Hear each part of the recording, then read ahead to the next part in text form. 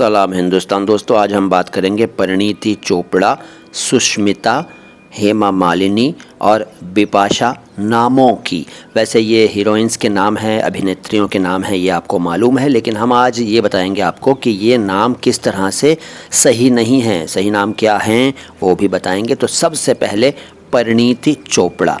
देखिए, परिणीति शब्द जो है ये शब्द परिणति और परिणाम और परिणीता से मिलता जुलता है। पहले मैंने बोला परिणति। परिणति का मतलब है नतीजा यानी परिणाम, और एंड कह सकते हैं, और चरम स्थिति, चरमावस्था भी कह सकते हैं परिणति को। और दूसरा मैंने बोला परिणाम, तो वो तो हो गया यानी नतीजा। और परिणीता बोला, परिणीता का मतलब वो औरत जिसकी शादी हो गई हो, मतलब विवाहित स्त्री, शादीशुदा औरत, परिणीता। अब ये परिणीति क्या है ये मुझे नहीं मालूम भाई, अगर किसी के पास कोई ऑथेंटिक इन्फॉर्मेशन हो तो मुझे बताइएगा। मेरे हिसाब से तो परिणति ठीक है और परिणीति शब्द ठीक नहीं है। अब नाम है किसी का तो इसमें हम कुछ नहीं कर सकते, लेकिन मैंने आपको बता दिया कि परिणीति शब्द ठीक नहीं है, सही शब्द है परिणति। इसके बाद एक शब्द है सुष्मिता। एक हीरोइन, एक अभिनेत्री हैं हमारे देश में, सुष्मिता सेन। तो उनका जो नाम है सुष्मिता, ये दरअसल सुस्मिता है, श नहीं है, स है।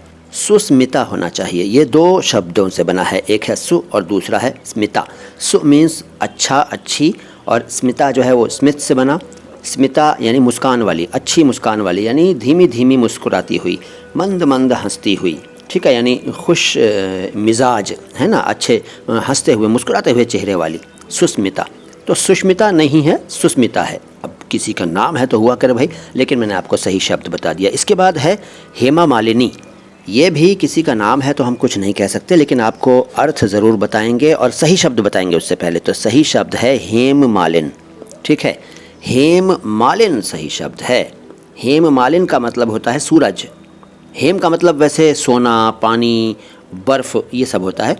हेम मालिन का मतलब हुआ सूरज, सन, ठीक है। लेकिन हेमा मालिनी बनाया हुआ नाम है, अपने आप में ओरिजिनल वर्ड नहीं है, ठीक है।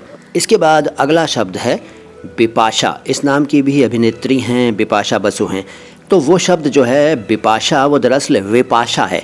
वे और पाश, इन दो शब्दों से बना है। ये दरअसल एक पुराणों में दिया गया शब्द है। व्यास नदी को पुराणों में विपाशा कहा गया है। क्यों कहा गया है?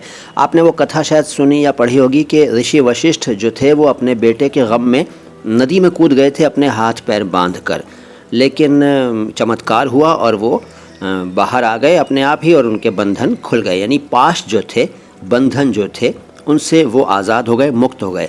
विपाशा इसलिए वो नदी कहलाई।